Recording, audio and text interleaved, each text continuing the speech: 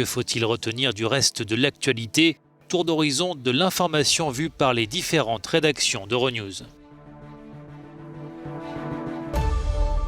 Esta legislatura ya no tiene más recorrido político, ha dicho el presidente de la Generalitat de Cataluña. Notre rédaction espagnole se penche sur la crise politique en Catalogne. Le chef de l'exécutif local, Quim Torra, a annoncé la convocation prochaine d'élections anticipées suite au divorce entre les deux partis indépendantistes qui gouvernent ensemble la région, mais sont en concurrence pour dominer le mouvement séparatiste catalan.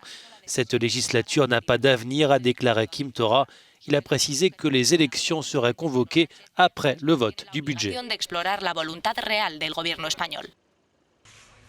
As chuvas não têm dado tréguas a Minas Gerais e fizeram mais uma vítima esta terça-feira. Notre bureau portugais revient sur les inondations dans l'état du Minas Gerais qui ont fait une 50aine de morts.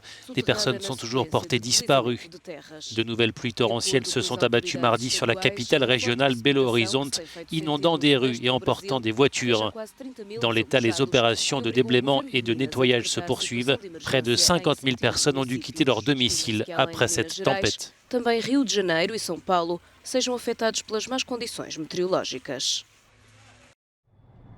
L'Italia è paese denuclearizzato, ma la filiera radioattiva non si è mai veramente interrotta. Et puis notre rédaction italienne évoque la suite du démantèlement des anciennes centrales nucléaires en Italie et le transfert de déchets radioactifs vers la Slovaquie. Des milliers de fûts remplis de résine et de boue radioactive sont acheminés vers l'usine de Bohunice où ils doivent être traités et stockés.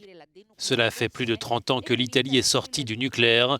Après la catastrophe de Tchernobyl, la population s'était prononcée par référendum contre le recours à l'énergie atomique. L'Italia depositerà in via definitiva e in sicurezza i propri rifiuti radioattivi.